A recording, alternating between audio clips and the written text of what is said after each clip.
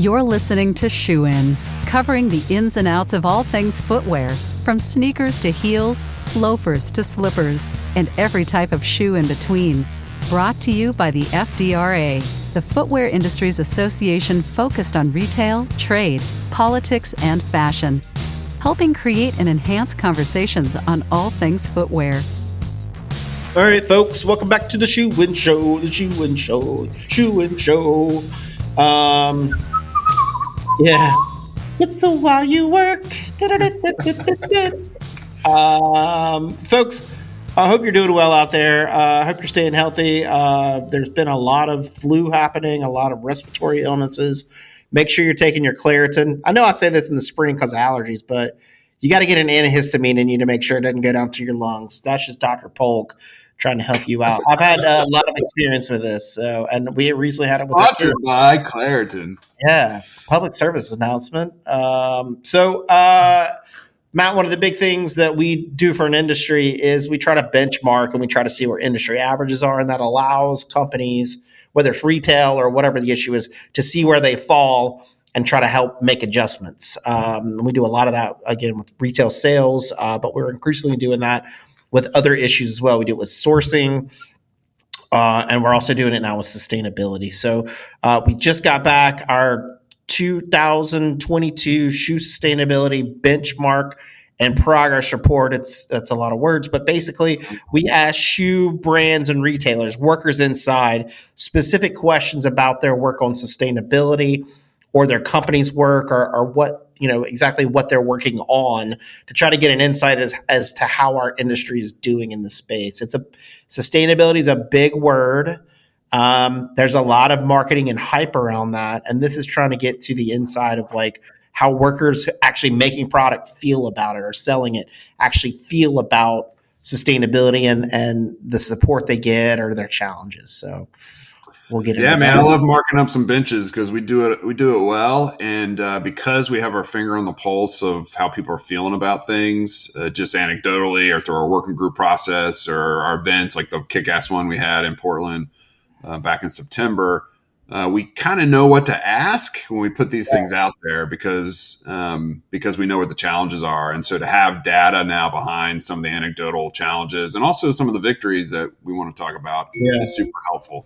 I don't mean to date you, Matt, but I don't think it's marking. I think it's tagging. I think you tag a bench with the spray paint like Banksy. So I'm just split up Yoda style benchmarking into marking benches. Maybe we should right now be doing like bench presses with weights. That we should definitely be doing. Survey, right? Win-win. Get my health up and get my sustainability on. All right, here we go. These questions and responses were to shoe professionals. So this is actually inside the industry. We asked the first question always in these surveys are we living up to the marketing hype? There's a lot of buzz around sustainability. Everybody's got some eco something with their shoe. All right, fine. But as a shoe worker, when you're seeing that out there, what do you think? In 21,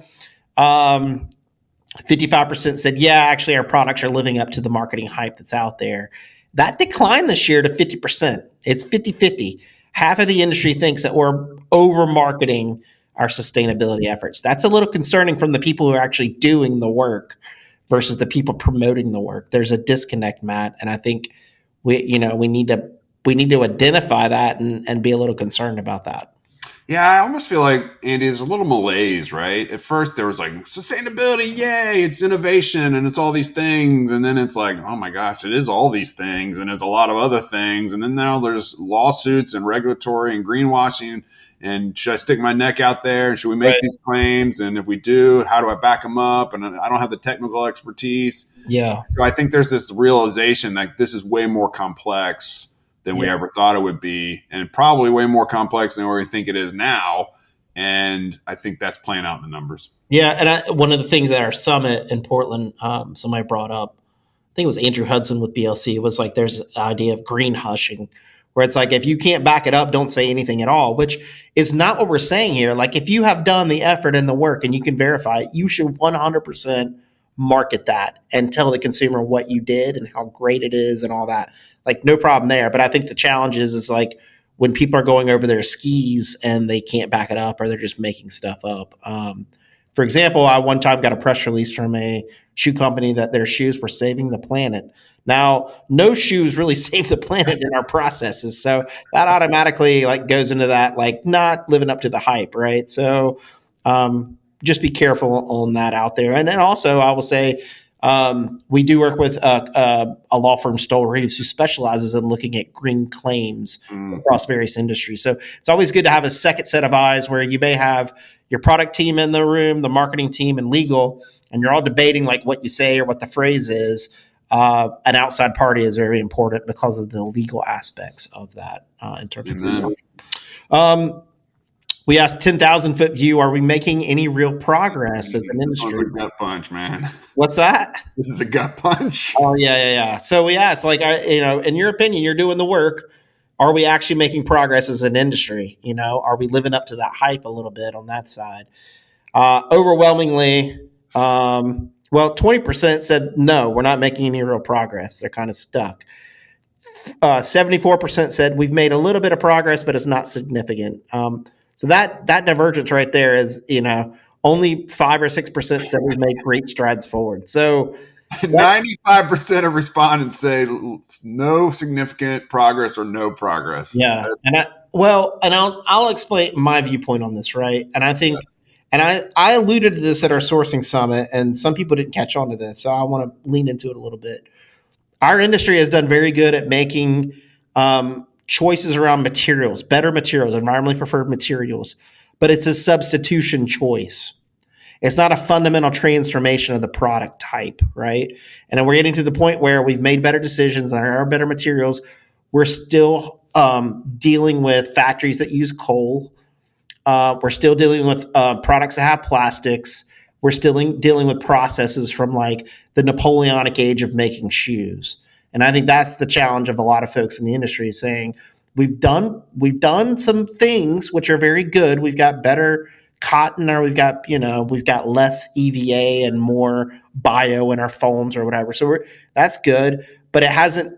The choices have been difficult to make, but they haven't been hard. And now we're in the hard spot, and we're at the point where we've done those choices, and we're at a road where technologically something else, some innovation has to happen to help us with it, whether it's whether we change how we construct shoes or glue shoes, or the performance of shoes has to adjust and change a little bit. And that's simplifying it greatly, but I think that's where we're at. Is the industry's like, okay, we did that, and now we're at a point where we don't know what to do now because there's nothing. It requires a fundamental rethink of what we're doing, not just a substitution. Yeah, I agree with that. I think this is a huge challenge in the sense that I was in an event, and I won't say who said this, but who said that? An executive, a shoe executive, she said something to the effect of, when she was asked about what she does from a sustainability perspective, she said, I'm in the business of making shoes and importing them in. I'm paraphrasing here. And so at the outset, I'm not sustainable. Yeah. And it really kind of hit me because that's true. I mean, and it's not just shoes. If you're in the iPhone business or if you're in the widget business, whatever it is, we are providing consumer goods to consumers who demand them, a ton of consumer goods. So we have this cultural kind of construct that is in direct violation of our goals to be more sustainable. And if you just think about direct to consumer, Andy, it's the fact you're shipping boxes all over the place, and big quote unquote sustainable brands do this. The whole structure is not set up, and the desire of humans to buy crap is not set up to be sustainable. So I have the suspicion that we will continue to nibble around the margins. Yeah. We should do all these things. I'm not like dogging all these efforts that we've undertaken at FDRA and elsewhere. These are all worthwhile things to do.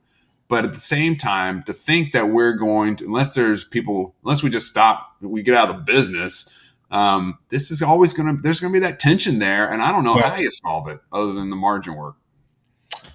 Yeah. I think part of it is just, how do we talk to consumers about purchasing better shoes so they last longer, right? Like keeping them in our landfill, keeping waste away, like making better product requires, though, the consumers understanding that they're paying $10 more to add another year of life to their purchase. So they're actually getting more value and maybe saving more than buying the extra pair or something like that. But we also have a problem because, again, to your attention point, like our whole, a lot of companies are like volume, right? So we need to keep selling. So I think it's a question of purpose within it. Now, you see some shoes that are like, now getting to the point where they're figuring out how to be biodegradable, or they're figuring out how to do end of life things like that. And I think that's great.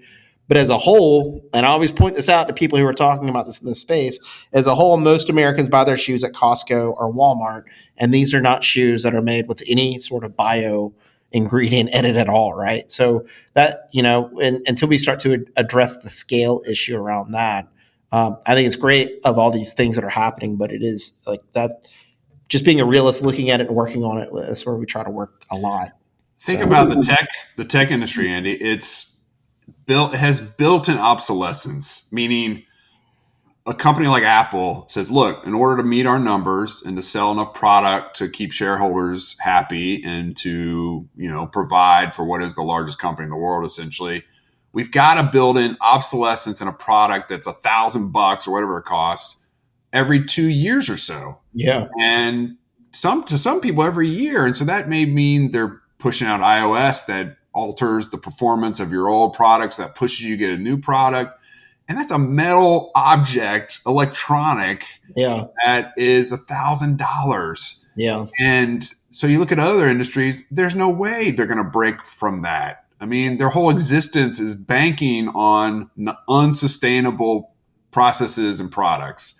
And I think that's why the kind of Pollyannish, we're all screwed because the Earth's going to, melt away and we're going to be on top of it, is problematic because it pushes anxiety, particularly on millennials and Gen Z, that like we're all screwed. And so it's funny, it's interesting. The people who are most conscious about the environmental impact of their stuff actually do the least amount of good to maintain or to limit their environmental impact because they think it's hopeless. Yeah. And for those of us who are a little bit more pragmatic and think the Earth has been around billions of years and it will survive, and I think humans will innovate to survive, and there's a plan in place, and this isn't going away because we all drink from plastic water bottles.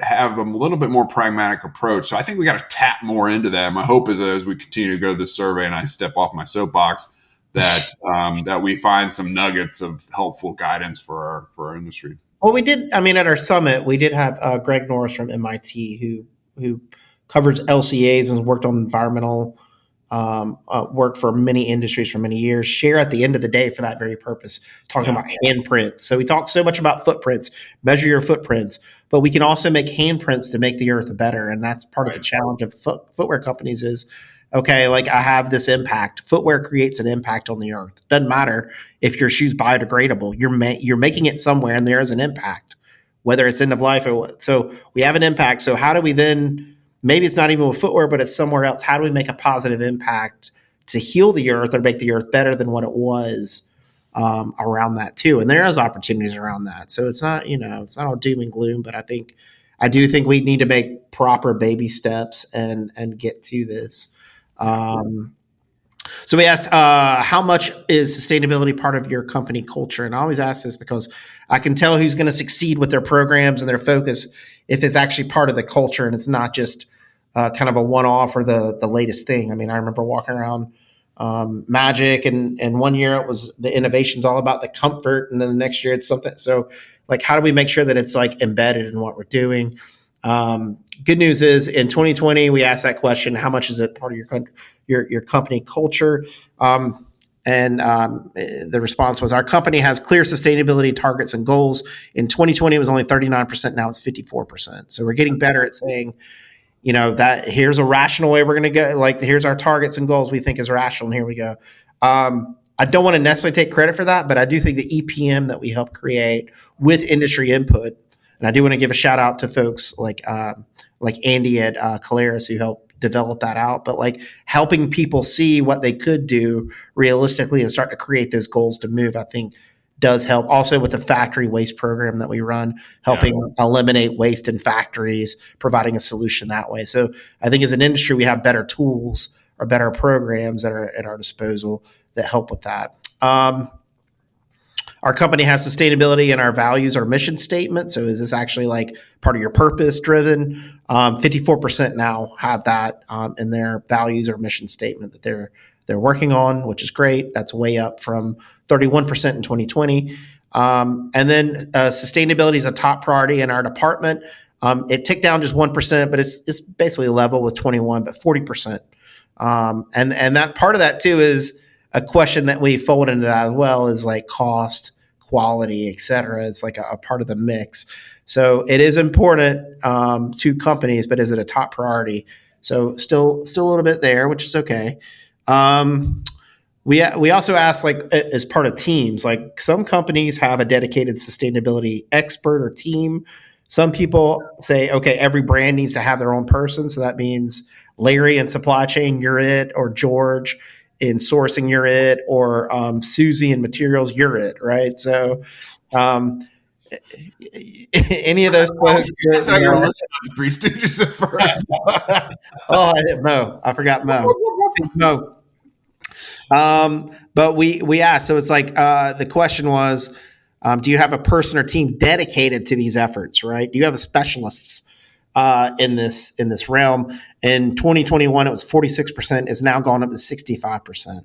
And again, I think, Matt, it speaks to that what we said before. It's gotten harder, and you need specialists that can help think things through a lot better than just making a quick choice between, I'll take that with 15% bio and pay it 2 pennies more than that. This is like super simple, Andy, but like totally foundational. And it harkens back to when we used to survey factories, a decade ago or since then, about how they prioritize corporate social responsibility, working hours and wages at the factory level. And the factories that would come back and say, hey, we have a dedicated person, we'd ask the same question, but for CSR. We have a dedicated person focused on working hours and wages and meeting the requirements of both local law, labor law, as well as the brand's expectations. And those factories perform better. Shocker. When you devote human resources to something, you typically perform better. And this is the same thing. Again, super simple, but the companies that have hired essentially a quarterback to kind of look at the spread, understand what plays need to be run, and report back to leadership, those companies are faring better. And so I think that's encouragement. If you haven't done that, and the cool thing, well, I'll say this, if you haven't done that, you need to be thinking about doing it like ASAP. But I will say that you and I know anecdotally, there's small kind of family importing companies that are doing this, who are taking it seriously. You don't have to just be the big boys and girls who are publicly traded multi-billion-dollar companies. And so I think this is encouraging for sure. Yeah. A part of that too, in the report, that we found that was interesting to me, a new find that we saw because we asked this, 23% of shoe companies have hired an outside consultant or firm to help with their work. So I think that's also important of saying, that could include, we already have a team member dedicated to it, but we need extra support and resources from outside to take a look at a specific project, problem, or help align targets and goals. And part of that 23% is probably a lot of publicly traded companies who are looking at the SEC and having to report on what they do with that. So they need a large company to help them figure out their strategy around the compliance side. And I do, as we get through this, want to let you know, if you go to shoesustainability.com, you can download the full report. You don't have to be a member to get this report. I will say that because we think it's so important to our industry. There are certain things that we do that we want to help the entire industry. And we try really hard, as much as possible, to be transparent with what we have. We do prioritize our members who support our association and contribute to get specific information. But this is something that the more we get involved, the more we can scale our impact, and the less we can reduce costs together. So the more we can reduce costs together. So we found this important. And to that end too, thank you to Ortholite. Ortholite this year powered the survey, meaning they help put money behind this to allow us to accomplish this and help strengthen the industry a little bit more. So big thanks to Ortholite. I think most people know Ortholite and what they're doing. Measuring overall impacts, we asked shoe professionals, what are you tracking out there? And so we currently track and or report sustainability measures. So they're tracking it. and they're reporting it, and we're at 70%. Last year, it was 38%. Part of this is that people are actually able to track it and they're doing traceability. The other part is it's no longer voluntary. They're having to do it because of Forced Labor Prevention Act. They're having to do it because of EU laws, the increasing number of compliance and legislation required. It's not just from a customer or consumer. You're having to measure it. You don't really have a choice anymore. So, and then the other part of it was, okay, if you're not doing it now, we will track and report it in the next 12 months. So you're at 14% this year, 46% last year. So that's the jump, I think. And last year they said we'll report it in 12 months with 46%. Then it goes to 70% because they got it locked in. So I'm seeing in the data what it's telling me in this to analyze it is 14% said the next 12 months. So that's 70 this year. We should be up into the 80s next year in terms of able to track and measure what we're doing or what our impact is. So that's a very big positive jump in just over 2 years. Yeah, I like that. That is kind of the hope. You can't kind of improve what you don't measure and you don't track. And so the fact that we're moving that direction is critical. And so when you think about kind of the regulatory burden that comes down upon our heads, whether it's the SEC filing rule for public companies or the EU regulations you reference, Andy, I think the message to the industry is that, or to policymakers, that like give us some time. Like we are the smallest of the small are moving towards this tracking and reporting, and it's just going to take time. And so I'm actually very encouraged by this because it shows that our companies are conscientious and are trying to do what's right and trying to measure what they don't, currently measure. Yeah. I will say too, you'll see it on the report, but we do have this new section on shoesustainability.com. You can either just type in the URL or Google shoe sustainability. We come up near the top, which is awesome. Consider we don't sell anything or put any money into promoting the site. But our new section on there is shoes aren't t-shirts. And this is really important because what we've also seen are pushes by activists, not a problem, with the dialogue and debate and all that, but people in fashion, which is an umbrella term that encompasses shoes, shirts, handbags, accessories, hats, I don't know, all these different things. So they're creating one standard that really is for garments, and they expect it to apply to a handbag or a shoe, which in sustainability, and we just talked about how tough it is, can never work simply because shoes have 10 times the number of materials. Mm-hmm. Shoes are made completely differently. Shoes have a different performance standard, meaning like every time you step, the shoe has to work. A shirt just scrapes, So all these things. So we broke it out into an education center. And if anybody's out there that feels pressure from a retail partner around getting lumped in with garments or getting lumped in with apparel on their standards, please use this site. You can let us know too. We can help. But part of this is educating folks that if you want to make standards around sustainability, it needs to be exactly for a product, like a specific product. There can't be blanket rules or ideas. Now there could be overlaps, no problem, but it still means that the things that don't overlap are important and important to know. So that's a big push we have lately. You'll see an ad for that when you download the report. We also add not just what you're tracking, not are you tracking, but what's being tracked. So here we go. Factory energy or water use. So we're actually asking tier one, like, how's the plant running? 39% said that they're tracking that in 21. We're up to 51%. So we're getting a lot better at asking folks to give us the data. Factory material and water waste recycling, we're at 41%. That's pretty level compared to last year. Factory emissions and carbon footprint, it's up 10% from last year to 43%. So a lot of people are focused on that carbon emission standard. Use of recycled materials. This is probably one of the bigger things that we see trend-wise is use of recycled materials. So the factory is tracking how much they're using in their product. That it makes sense because it's in the bill of materials. So it's easier to track. It's 79% this year versus 66% last year. It just means we're using more recycled materials, and we'll see that in a second. Material supplier energy or water efficiency. It's only 31% this year. It was a little bit higher last year. It's basically level, but that is concerning to me because it's not about tracking. It's about helping the factory actually become efficient. It's like a corrective action plan. We're not doing much of that as an industry, and we probably should. It's not just about tracking and knowing, but being better at it. And then this year, none of the above. We don't track anything. Is only 10%. Awesome. Last year it was 17. So people are getting more into it, which is good. A lot more steps to take. Yep. But positive trends here, right, Matt? That's right. Very positive trends. I mean, that none of the above basically was halved. And so to see our industry starting to measure is critically important. Again, if you're not measuring and you're sticking your head in the sand and then these regulations hit you and you're expected to be measuring, then you're going to be up a creek without a paddle. So I think that, again, this is our top issue. When you think about all the things that we do at FDRA, supply chain's always going to be up there at the top, but from like a innovative and problem solving perspective, this issue, sustainability, is our top issue. That's why we had 200 people show up in Portland. That's why we get so many people on our calls when Andy hosts our calls, and we are.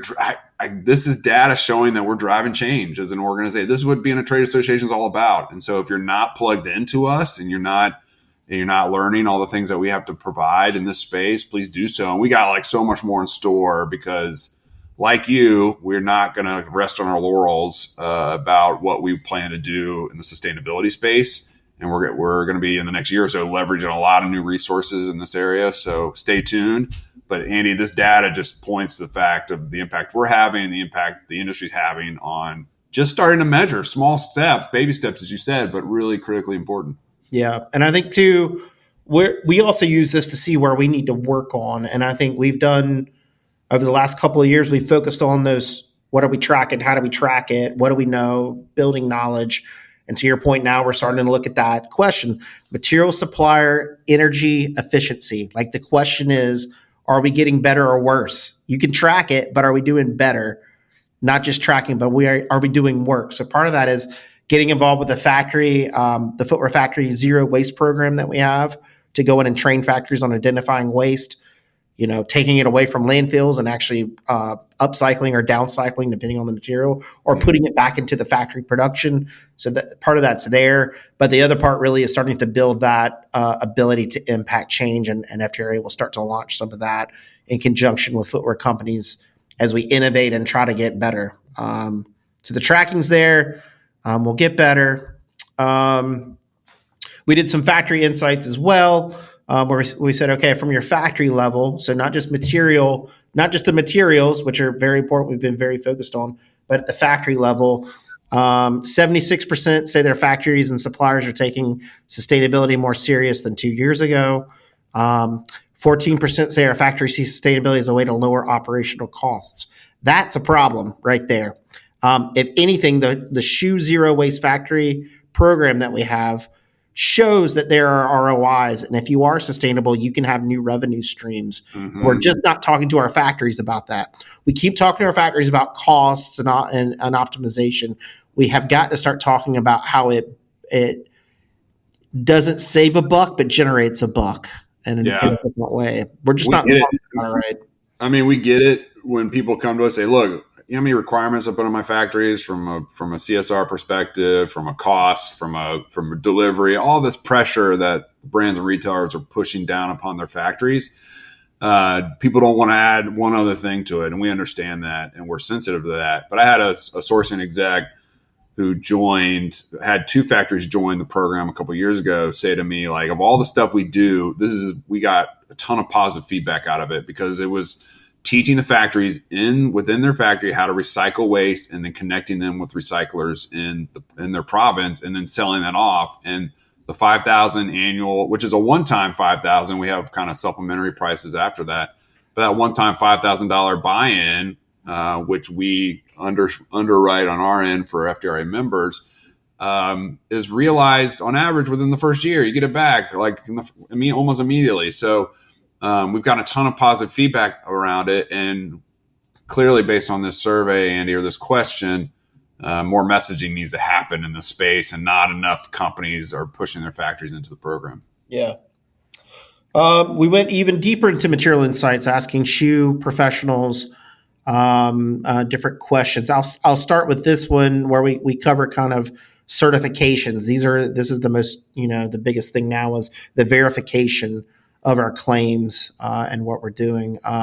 But we asked. We are asking our suppliers for third-party certifications to verify claims. 76% are now asking labs, or they're asking bodies like Leather Working Group or Blue Sign or Textile Exchange to help verify their claims in this space. So that's very positive. Here's the flip side of that. We are asking our suppliers for life cycle assessments to compare materials. So here's the difference: is the life cycle assessment is very expensive. It takes a long time, but it looks holistically at the impact. Certifications typically are verifying a claim, meaning like this is a recycled material from this part or this part. Is that true? Yes. It doesn't make any claim as to how sustainable it is versus something else. LCAs look at the impact of the material. So 24% said yes. So that's positive because I see that increasing. The challenge is for companies listening, the European Union are going to mandate that LCAs be used for the qualification of your claims. So it's not going to be a certification of whatever it is. It's going to be like a holistic look at your material and your product. And you're not going to have an option. This is being debated right now in the European Union. The challenge with that is, and we did a great Kicks Over Coffee with Lensing, who produced Tinsel on this. But so you got the federal EU of all those governments looking at this, but then you have member states focused on different things. So one, like France, may be very focused on carbon emissions. So they may have an additional law where they add where it's like this needs to be very specific on carbon. And then someone like Belgium may have biodiversity as their key point, and they may add something to that. So it's going to get more complex. And it's good that we're asking for party certifications because that means we're moving in the right direction. But we have to start moving to this LCA, to this really difficult space, and start talking about that. Good news is there are tools coming out now that can make it easier, and we're working on that with a couple of companies, and excited to see what can come of that. But this is a point where everybody listening and looking at this, like this should stand out to you. And then we asked about HIG. There's some controversy around HIG. Again, that Kicks Over Coffee that I did, you can find kicksovercoffee.com on our YouTube channel with Lensing. We talked about that too, where there's some challenges with the way they present data or look or analyze it. But overall, there's also a problem with LCA. They're still, because it's science, are constantly evolving their measurements and how they report things. But 44% said they're using some tool to try to measure materials against other materials, which is positive. They're trying to be scientific about choices. And then 60% this year said that the retail customers are asking for certifications and more data than 12 months ago. And that, Matt, it's also the same thing. It's like government regulation. It's compliance and risk management by the retailer side with the brand. So these pressure points are coming from government. They're coming from retailers, and they're especially coming from younger consumers, but increasingly consumers as well. Yeah, we say this all the time. It's an axiom for us. Customer law often trumps actual law or law because we saw this back in the Consumer Product Safety Improvement Act days when the law stated you had to have lead outside of kids' shoes, and then retailers said, you know what, we're going to double down. You need lead out of all shoes. And people will say, well, the law only requires kids' shoes. And I would say, well, all right, well, customer law is going to, reign supreme in this equation. This is the same dynamic, Andy. It's even if the regulations haven't caught up, you have a lot of self-regulating from the retail perspective because of consumer expectation or media pressure or whatever it is, social media pressure. And I think our vendors and our importers and our brands are going to have to kind of take the brunt of that. And we're going to have a lot of these scenarios where it may not actually be the law of the land that the company does X, Y, and Z, but their retailers asking for it. And so it's the law of their land. I'll tell you that much. Yeah. And to that point too, when we're talking about data and traceability and LCAs, the other question we asked was, do you have a full map of your material suppliers? Only 24% said yes. That's also a concern to me because of the Forced Labor Prevention Act, meaning, if you're importing product that has anything to do with forced labor in China in certain areas, that just can't happen. And if you don't know, then CBP can seize your product coming in and hold it indefinitely or fine you, et cetera. So we're getting to point two on this, where we need to do a lot better at the tracing of our supply chains. There are a lot of technologies that are coming out. We actually just cut a podcast episode with Rick Horowitz from Bureau Veritas on this very thing about the importance of traceability and how you get at the strategy. So make sure you go back to shoeinshow.com to check out that episode and skill up on that. But that's an important takeaway too. That was a little bit scary for me that we're not going faster in that space. In terms of what we're using that's more sustainable than the past, we asked about biomaterials and recycled materials. And we see more and more companies using biomaterials. 41% are using more bio-based materials than previous year. And then 44% said that they plan to increase it even more in the coming 12 months. Around recycled materials, 80% are using more recycled materials than last year. And then 82% said they plan to increase that even more in the coming year. So it's clear where things are. It's recycled materials and product is what a lot of companies are doing to substitute or to make changes or make claims around. Bio is catching on a little bit more. I think part of the bio challenge is scalability of plant-based materials and bio ingredients. I will be going to World Bio Market in May in the Netherlands, which is going to be awesome. But it's where all the emerging bio innovators will be at, and they'll be launching new product, and they'll explain ingredients and how to use it in your product strategically, or how to completely displace plastics or other fossil-based fuels. So that's one to note. If you're wondering about that, contact me. Just shoot me a note at info@or I can share more about that. But I think it's important because that will help you scale in that space. Going through more, I could talk more about this too. I'm also, my concern about the recycled side, Matt, is that you're recycling plastics from bottles back into T-shirts or clothing.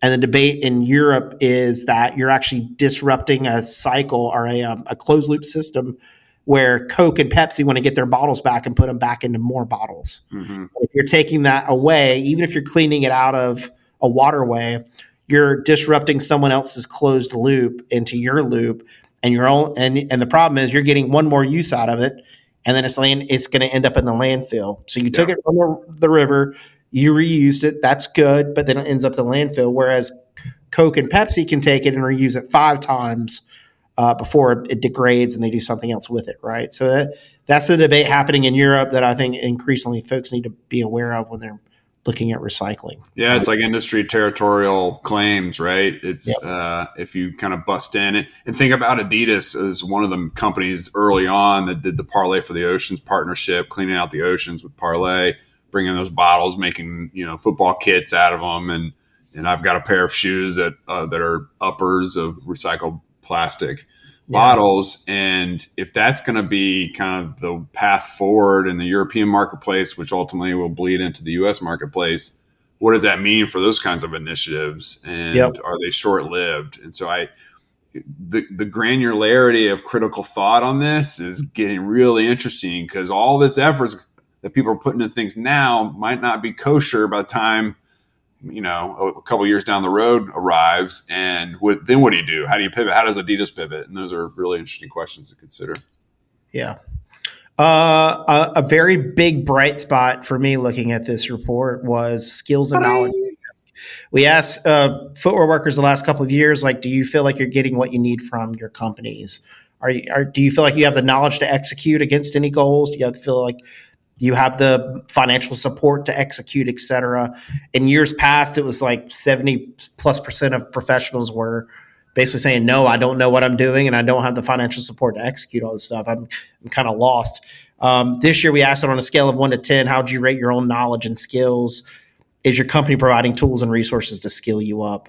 And this year is quite the flip. It's the average was 6.75. So around 70% of the industry now feels like they know more of what they're doing and they have resources to back it up, right? So again, part of that is push back their customers, push back consumers, push back government, but there is more resources I think, there's a lot more programs. We do a lot of summits and calls, and we try to skill up people and do this stuff. So I think the consistency of hearing the same stuff and hearing strategy and ideas has helped over the last couple of years, both through our working groups, but also just all these other things that folks are working on with these great kind of outside groups that are helping them trace and verify, et cetera. Your work's not in vain, brother. Your work's not in vain. We keep trying, man. We're not experts. We know who we are, but our job is just be a platform to help bring people together to solve challenges, and we'll keep doing that. Again, thank you to Ortholite for this great survey and supporting us and being able to execute this and get these really great insights. Last one, and then I should say at the end of the report, we basically open this. We asked this open-ended question, and I think it's the most fascinating part. So I'm not going to cover it. You'll have to go in and see it. But we asked workers, what's the biggest problem our industry faces? Like, what's the biggest problem you face? And just say whatever you want. It's completely we don't tag who said what, but it's just interesting to see what footwear workers are talking about around their challenges, because you can thread the needle between many different, like 5 big themes. And that's what, as an organization, we'll go focus on, is those 5 things to see how we can help in that space. But the last takeaway was, and this is always consistent, but we asked about how people see sustainability. And the question is, sustainability is a priority, but cost, speed, and quality are still more important. 74% said that in our industry. The last 2 years, it was 70%. I can tell you the uptick is due to supply chain costs, inflation, et cetera, the challenges that our bosses are pushing down on them.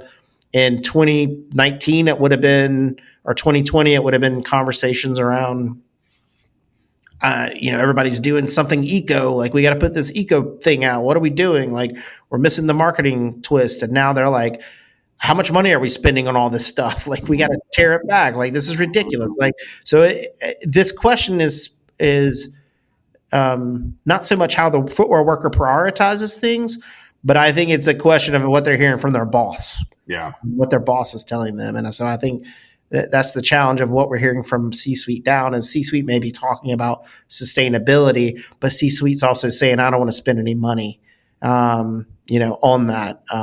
So it's that's kind of human nature. You want as much as you can get without paying any money at all. So or you trim, you prioritize, you budget, you trim. You got all this inventory now. You're sitting on, you're trying to move it.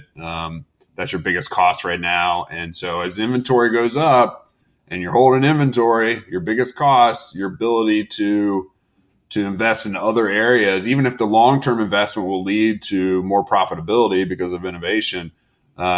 The short-sighted nature of particularly publicly traded companies is, we got to tamp that down a little bit because we're just sitting on so much products. We've all our capital tied up into that. I think that's the equation that people, or that's what these workers are running into who are focused on sustainability within their respective companies. Yeah. So there's a lot of information in that. We try to provide some analysis, but you use this to compare yourself against, compare your company against, see where you're at, see where the industry's headed, see where you maybe should head as well. Or maybe you're way ahead of the game. Congratulations. But I think overall, we got challenges. We need to make steps. We can see that in the data. But I can tell you, when we first started this 3 or 4 years ago, the numbers have shifted a lot. Like, we're doing a lot better with material choices. I think we're just starting to get into the factory level of making sure we're improving our processes and production. That'll be the next big thing. And we'll keep moving forward. But as I always say, if there's something we can help you with, please let us know. We're very good sounding boards. We see a lot of different companies and what they're doing and why. We can blindly share that. Like, I'm not going to tell you what company's doing what, but I can share like what might work for you or what expert you may want to talk to. I always say we're very good general practitioners. We're going to take your copay. I'm going to, make sure I look down your throat and make sure that you don't have tonsillitis or whatever. But then I'm going to say, okay, like, you have this issue, you go to that person, right? So we're very good at being honest that we don't have all the solutions or answers, but we can help you build a team that you need, or help grab data like this to help you see a little bit more clearly through this like kind of murky water that we have. So for that, yeah, it was fascinating, and it is fascinating to kind of see where we are and where we're heading on this very important issue, Matt. Yeah, it was awesome. I love doing these surveys because you get those nuggets of both hope and guidance as to where we need to improve. And so, good job, Andy, crafting this and pulling this together, and good job the industry for being so responsive. Yeah, we appreciate it. And again, anytime we send this out, please do take these because they matter. And it can feed back into your work very meaningfully. And it does help us. I use this as a guide to say, okay, where are we not helping the industry enough that we need to beef up? And that's really what we're focused on. So again, if you go to shoesustainability.com, the report is there. Thanks again to Ortholite for their support in launching this out to help the industry. You can go back to shoeandshow.com for all our episodes. A lot of things on sustainability are throughout the last several years where we focus on culture, we focus on product, we focus on materials, we focus on ideas. So all that's still relevant. It's it may be a year old in terms of time, but we're still dealing with the same issues that we've been talking about. We've gotten better, but they're still there. But those conversations, I think, can help you reshape and reform ideas and find new ways forward. So I hope you do that. But we're here rooting for everybody as they go through their sustainable journey. If we can help, please let us know. And on behalf of the whole team at FDRA, thanks again. Next Monday, new episode drops. Until then, Shoe In is out. Shoe In has been brought to you by the FDRA, the Footwear Industries Association focused on retail, trade, politics, and fashion, helping create and enhance conversations on all things footwear. For information about FDRA, visit fdra.org.